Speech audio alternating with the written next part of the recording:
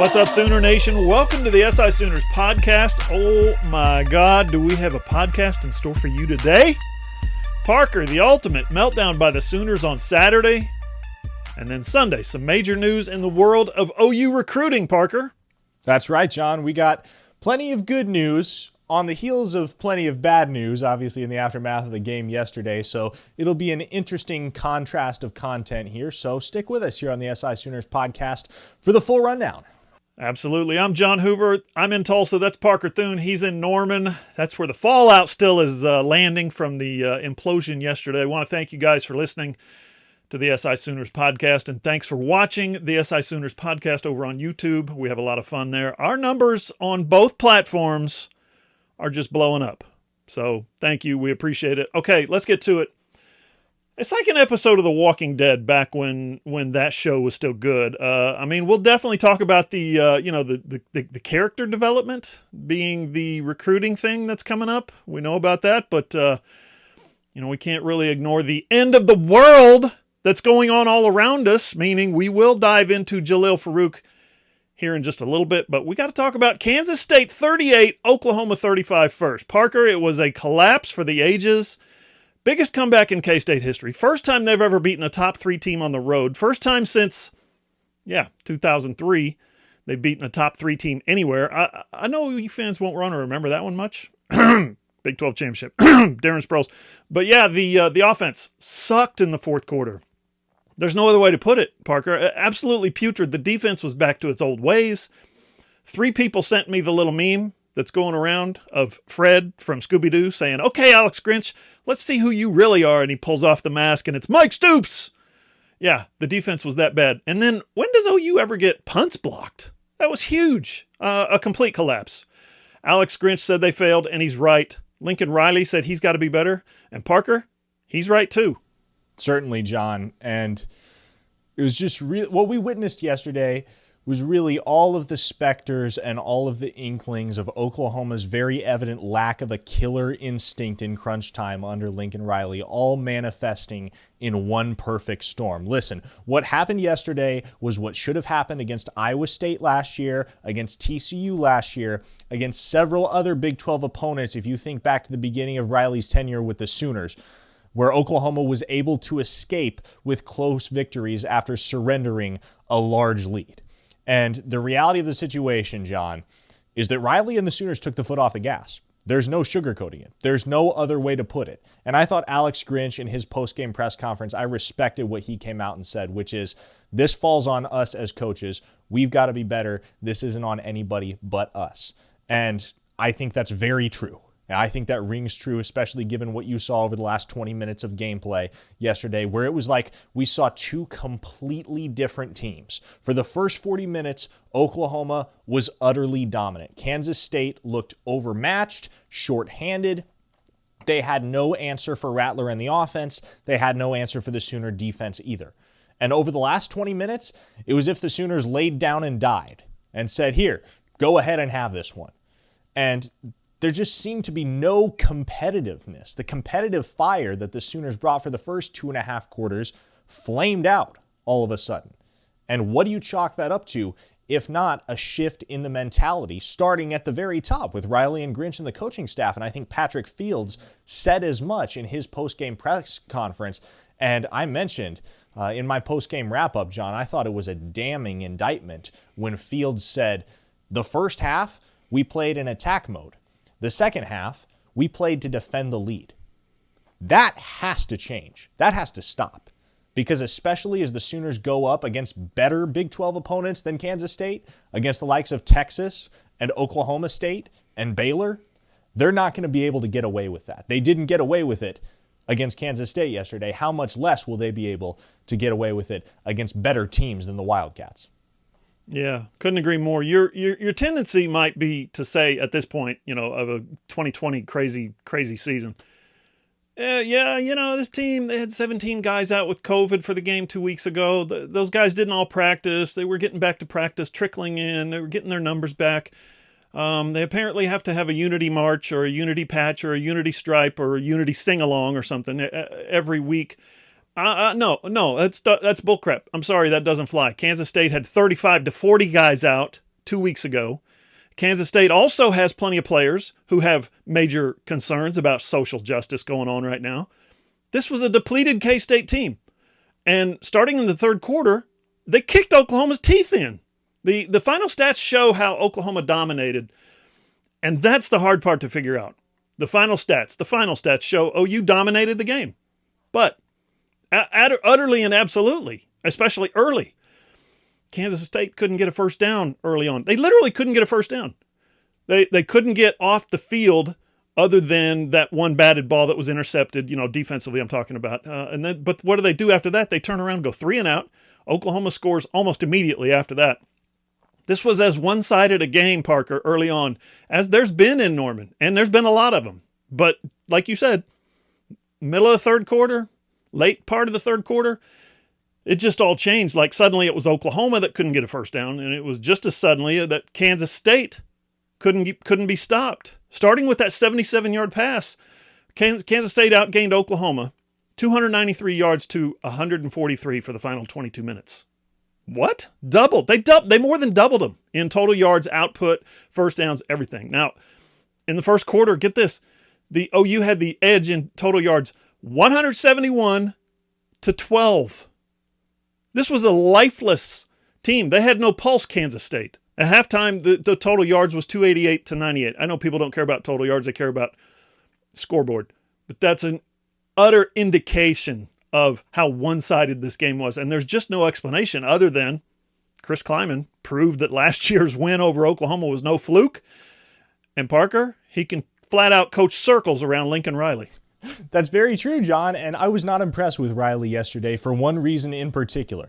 I think when that game got down to crunch time and it was 38-35 and the Sooners were facing a 4th and 7 with 2:56 to play, albeit in their own territory, Lincoln Riley, with one timeout in his pocket, decided to punt the football back to the Wildcats. What on earth was that decision? His defense had surrendered points to Kansas State on 5 consecutive possessions at that point.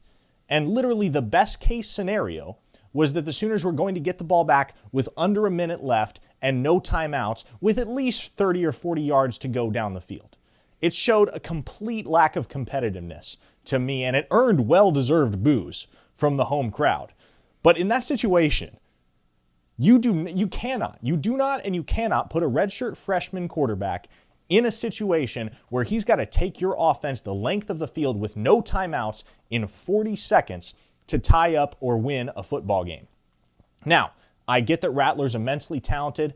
I get that he's shown flashes of ridiculous potential, but that was an unfair position for Riley to put Rattler in. I would have felt much more comfortable, and I think a lot of people would have felt a lot more comfortable giving Rattler a chance to convert that 4th and 7, just given some of the plays that he'd already made.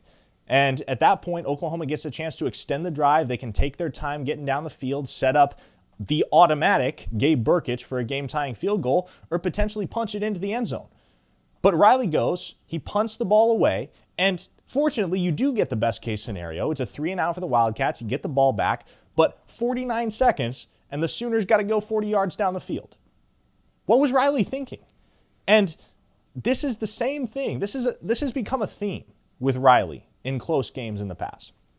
He doesn't seem to have that aggressive instinct when it gets down to crunch time. He seems to want to play conservative and rely on his talent on both sides of the football to get the job done, as opposed to taking the initiative to go and win a football game and not just merely try and not lose a football game. So to me, that was the biggest issue I saw coaching-wise yesterday, and there were plenty of breakdowns in the secondary, and Alex Grinch acknowledged that there was a lot that needed to be fixed, and there will be a lot fixed in the days and the weeks ahead.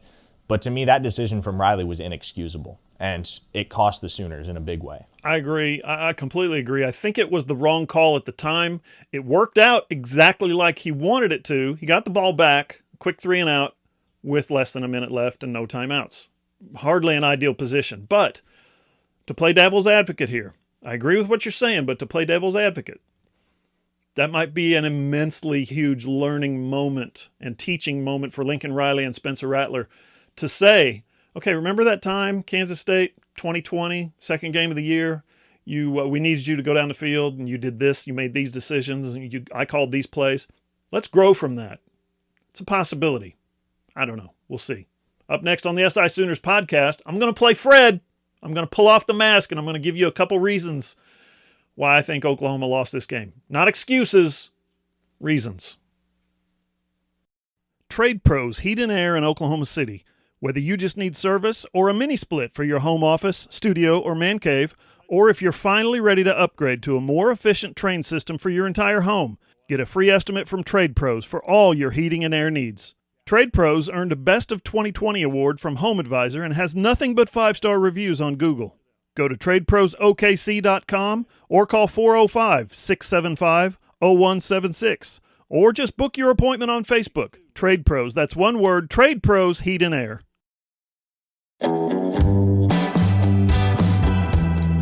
Let's do some social media. Follow SI Sooners on Twitter at @all_Sooners. You can always find Parker on Twitter at Parker Thune, Thune, and I'm at John E. Hoover. Find Parker on Instagram also. That's easy, Parker Thune. I'm on Facebook, John E. Hoover Media. Our website, you're not going to want to miss this, allsooners.com. If you haven't been there, we got this really cool community section. It's like a message board. It's just like a message board. And you better believe we got some messages today. Busiest day we've ever had in the community section. People are hot, and I get it. This is a championship program that played like a bunch of toads on Saturday, and people want answers. So go check out SI Sooners. Allsooners.com is the URL. Allsooners.com. Jump into that community, and I'm telling you, sound off. Let your voice be heard. You will probably, I'm guessing, find lots of people in there who think just like you do. Don't forget, it's all free. And of course, the video version over on YouTube of this podcast is over on YouTube, John Hoover Media. That's my channel. Yep, the comments are on fire there as well.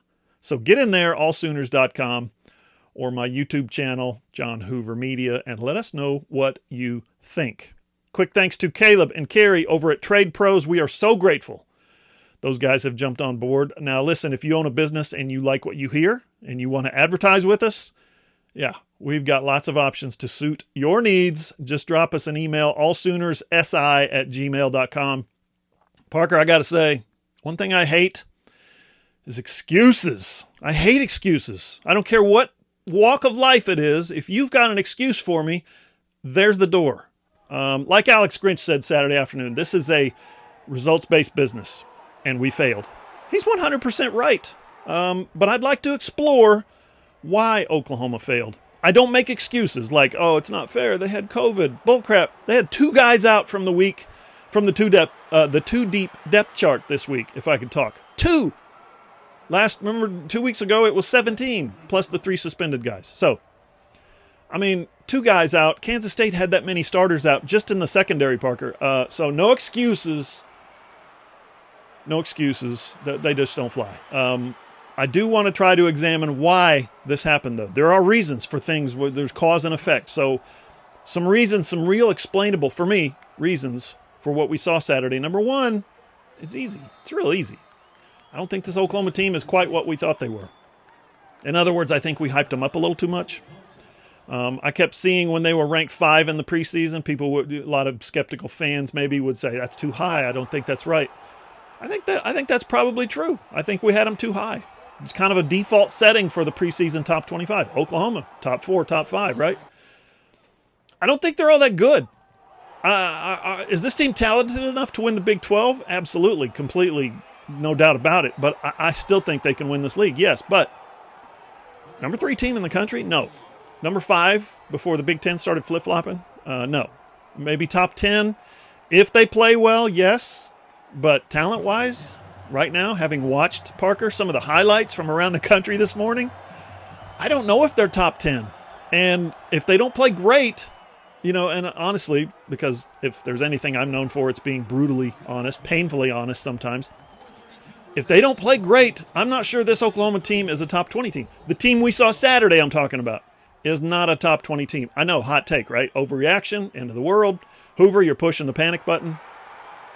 That's what I do. But here's why now. I want to get into this. Parker, with you. This roster is unbelievably young. They have 3 seniors in the 2 deep on offense. And 2 of those guys are grad transfer wide receivers. And the other one, Eric Swenson, just got benched again. Lost his starting job. So You know what else they have? They had 3 seniors in the 2 deep on defense. LaRon Stokes, who's good, junior college transfer from last year. They have John Michael Terry and Brian Mead. Those are the 3 seniors they have on defense. One's been a career backup, and the other one's a former walk-on who, after Saturday, probably won't be playing pass coverage for the Sooners anymore, at least not anytime soon. That's your upperclassmen on this team.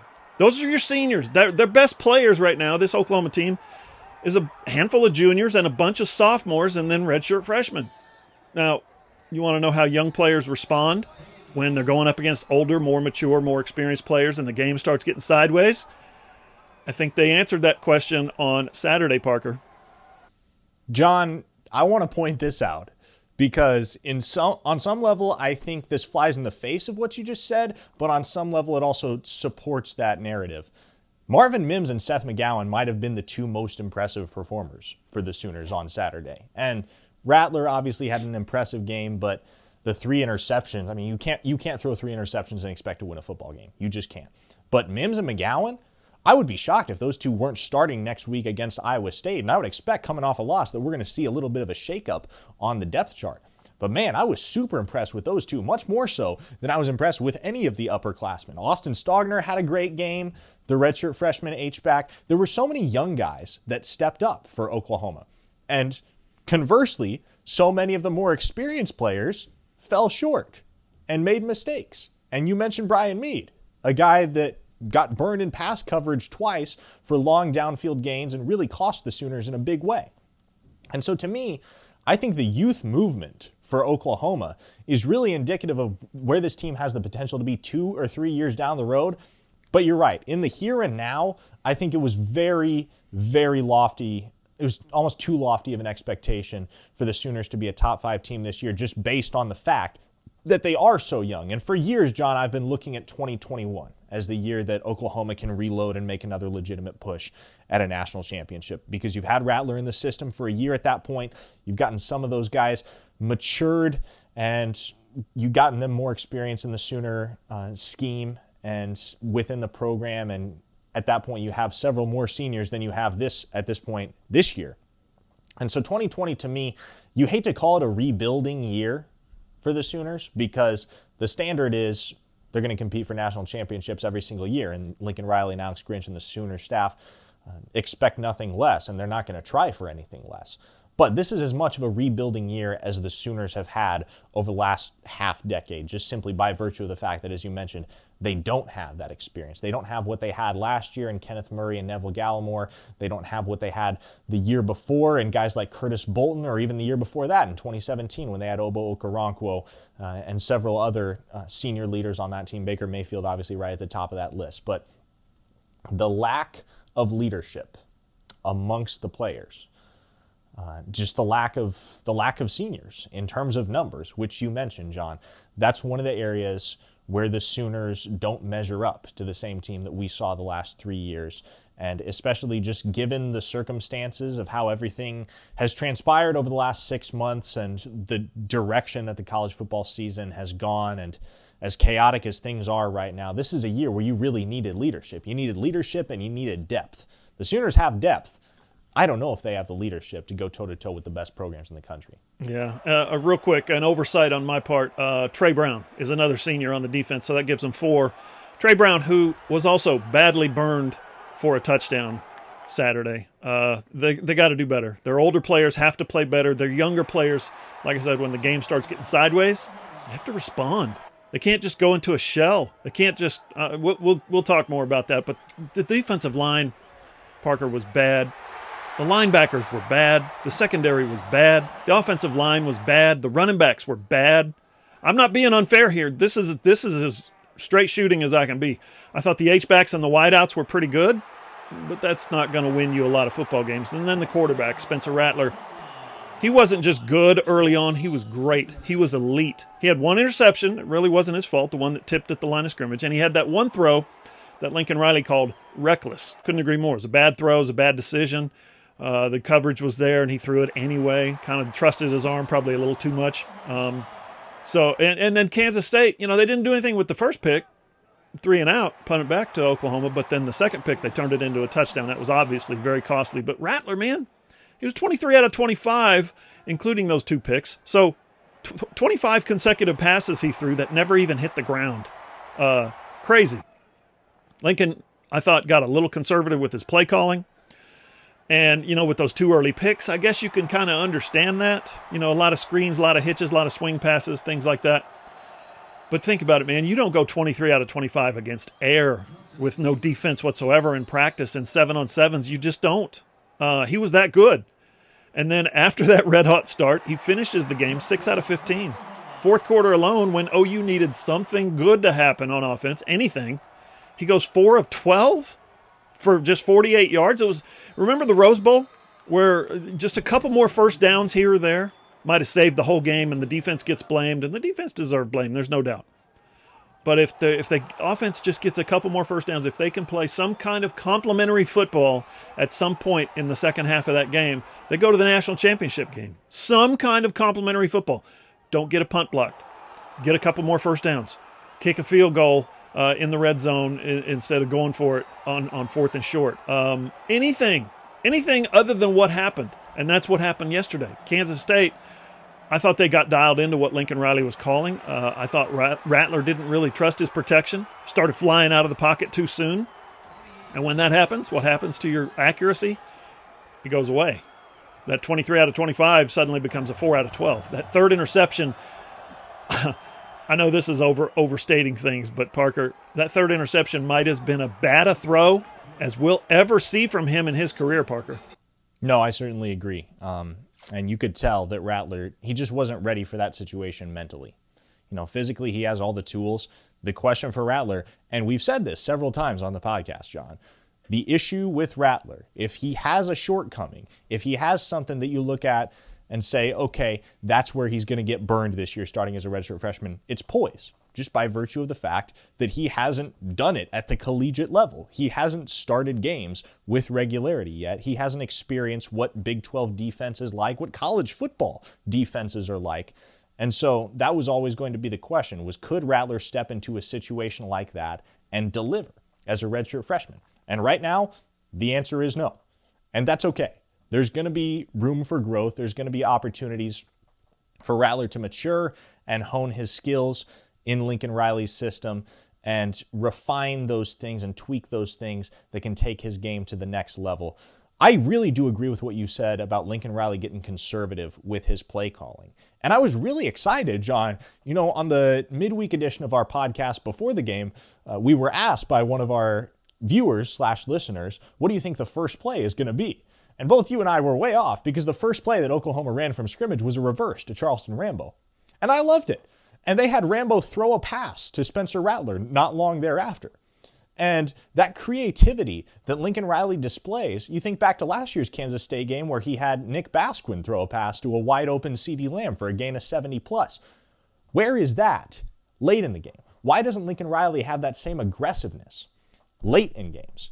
Why is it always the first quarter where he'll pull out the bag of tricks and see what he can come up with? But why does it seem like it's always the same zone read, RPO type of play designs, intermediate passes when you get into the second half and you're staked to a big lead?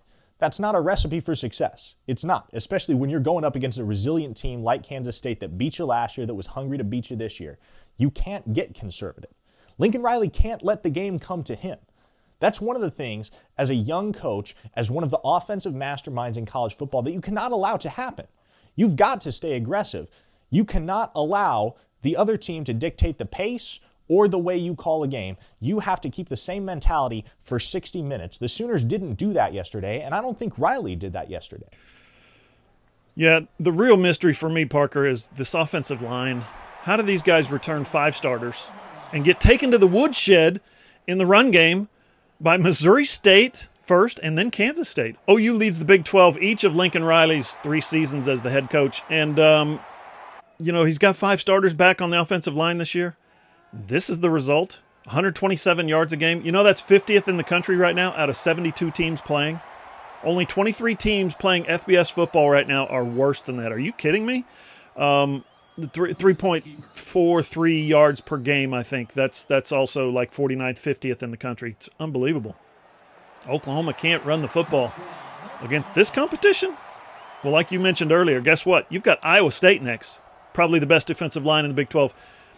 And then you've got Texas Tech. Then you got Texas. Then you got TCU. Then you've got Texas Tech. Parker, I know you've been ranking Tech at the bottom of the Big 12 for a couple of weeks now in the power poll, the power rankings. They lucked out after almost losing to Houston Baptist. They lucked out, but they should have beaten Texas. They had Texas beat. 99.9% probability per ESPN FPI. Not that Texas is the end-all, be-all of the Big 12 right now, I know, but I think Texas is the best that the Big 12 has to offer, maybe Oklahoma State. But either way, that's not saying much. All that is to say, can we examine Saturday's result and conclude that Oklahoma is going to come out of Lubbock with a win over the next 4 weeks, including October 31st in Lubbock? Scary things happen on Halloween. Scary things also happen in Lubbock.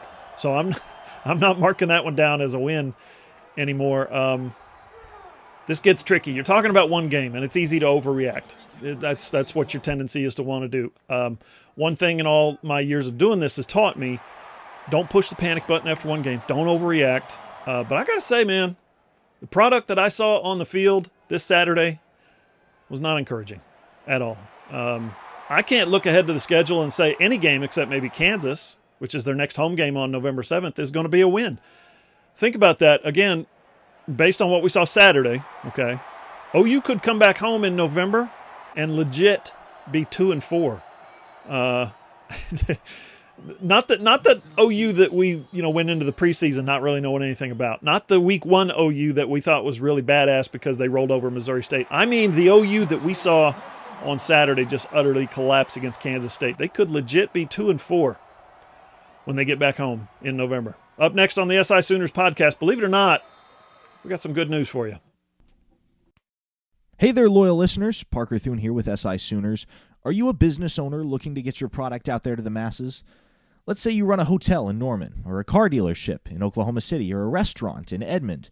Or maybe you're just a small online business who creates and sells OU merchandise, and you want Sooner Nation to come sample your wares. Consider advertising in this space right here on the SI Sooners podcast. SI Sooners reaches thousands of readers, viewers, and listeners literally every day, and the SI Sooners podcast is the ideal place to find your next customer. To advertise, send an email to allsoonersi@gmail.com or send us a direct message on Twitter at @all_Sooners.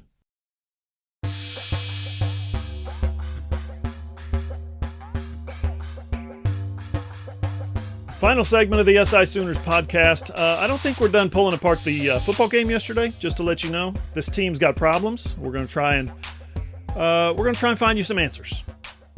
But Parker, we mentioned it at the top. It's Jalil Farooq's mother's birthday today, and for her present, he decided to give Lincoln Riley something. Yep, that's right. Farooq becomes the 15th commit in this 2021 cycle for the Sooners, and the 4th from the DMV area in the footsteps of Caleb Williams, Kelvin Gilliam, and Damon Harmon as well. So the Sooners continue to recruit really well in that Washington, D.C. region. Now, Farooq, he's a guy that, from what he told me, it sounds like Lincoln Riley and the offensive staff have a lot of different designs on how he's going to be utilized. They're going to line him up inside, outside. They'll put him in the backfield a little bit. He's going to be the kind of guy that Lincoln Riley puts all over the field, almost in the vein of a Jeremiah Hall, although he's not at all built like Hall. 6'1", 190. He's a natural wideout. Played running back up until high school, so he's got experience, significant experience at both positions. And hey, he was also getting looks as a defensive back. Clemson wanted him to play corner. So he's really athletic, member of the SI 1000, one of the top recruits in the state of Maryland. So huge addition for the Sooners. And not to mention, he's a guy that really has a strong relationship with Caleb Williams. The two were actually teammates in 7th and 8th grade before they went their separate ways for high school. But Williams has made a priority of recruiting Farooq from the get-go. And so he's got to be thrilled to get his old backfield mate in the Crimson and Cream. And, just talking to Kelvin Gilliam, Carl Williams as well, some of the guys, not just the recruits, but the families of the recruits from the DMV area already that have committed to Oklahoma. They're really excited to have Jalil along for the ride. And trust me, they're going to be the Sooners will be able to do a lot with Farooq in their offense. I don't know if you guys saw the Caleb Williams interview I did from the Sooner Summit, but he basically told a story about Jalil Farooq when they were little. He recalled it quite clearly. It was interesting, kind of that Lincoln Riley recall ability. He recalled a play that they ran, a touchdown, a throw. He described it, talked about a certain arch, and he caught it in stride over the shoulder. It was pretty cool. He basically said they've been friends for a long, long time, and they work out together a lot all the time. They throw together. He tried to get Jalil to come to Gonzaga College High School. As you said, Parker, they've really built that bond. They built that chemistry that you definitely want to see from your quarterback-receiver tandem. So Caleb Williams is looking forward to the next, 3-4 years, 2-3 years, however you want to say it. Parker, Scooby Williams put OU in his Final Four this week. I thought that was cool. It doesn't surprise me for sure. And I know he's deep in SEC territory. Is there anything that makes you think he's going to come to Oklahoma? Any indicators? Well, the intel that I'm getting from our Sports Illustrated staff, John, is that Florida is where he's leaning. But I think that was a pipe dream from the get-go, that Jeremiah Williams comes from Birmingham, Alabama to Oklahoma. And honestly, John, after the showing that Oklahoma had against Kansas State yesterday, I'm not sure if Jeremiah Williams or any of the defensive recruits with looks from Oklahoma would be near as eager to get involved with that situation after they saw the Sooners defense utterly collapse yesterday. But no, I think Williams stays home in the SEC. Exactly where, I'm not sure, although like I said, people within the network are telling me Florida. But Oklahoma doesn't look like it's going to land him. They're still in a fine spot in terms of defensive ends in this 21 cycle. They've got 4 of them. Ethan Downs, the Weatherford kid, at the top of that list. So they're deep. They're going to be just fine even if they don't get Williams. Farooq is obviously a really big add just by virtue of his versatility. So as we get closer and closer to National Signing Day, and obviously we don't know exactly when that's going to be given the way that the timeline has been pushed, but as we get closer to National Signing Day, the Sooners continue to look really, really hot on the recruiting trail in this recruiting cycle, John. Okay, enough fluff. Like Alex Grinch said yesterday, there's just not a lot of positives to talk about right now. Recruiting is great, but after a loss like that, like I said earlier, people want answers. So here are some more answers for you guys. I think this team is undisciplined. And you can lay it on what I said earlier about the youth and the inexperience, the lack of poise that Parker mentioned earlier in certain situations. But, yeah, undisciplined. Can you not false start? Can you not avoid getting illegally downfield on a potentially big pass play? Can you not pass block without holding? Can you not, hold the edge on a fourth quarter punt? When the world is literally falling down around your ears, you're going to let your guy just blow past you like that? I don't know the answer here, and I'm not a college football coach, and I sure as hell don't get paid $6 million a year to figure this stuff out. But Lincoln Riley, he's got to instill some discipline in this team. Offensively, there were 76 opportunities for the Oklahoma offense to play clean and to do their job, and that literally only happened about, 70-75% of the time. On defense, they faced only 51 plays, so please don't tell me about conditioning and fitness. That's crap. Like I said earlier, that's a lousy excuse. The bottom line is the players on defense aren't disciplined enough to do their job. Forget about the turnovers. Forget about making plays, which is literally driving Alex Grinch to insanity, I think. Guys talked earlier all preseason about last year we just did our job. This year we're going to go beyond and we're going to make plays. 2 games in, they haven't even lifted a finger in that realm. They're not making plays. They can't even play clean right now. They can't even do their jobs right now. That's what's got to be frustrating is they're busting coverages. They're missing tackles that obviously in this game proved to be catastrophic, 77 and 78-yard pass plays, back-to-back possessions. We're talking about winning your individual matchup, getting to the quarterback, defeating your blocker maybe to stay in your run fit. This didn't happen. Saturday, after about 2.5 quarters of literally playing, I thought, like a championship team. That was an impressive start. Those guys just wilted. Again, I think that youth leads to noticeable lack of poise in those situations, and, Parker, a lack of discipline.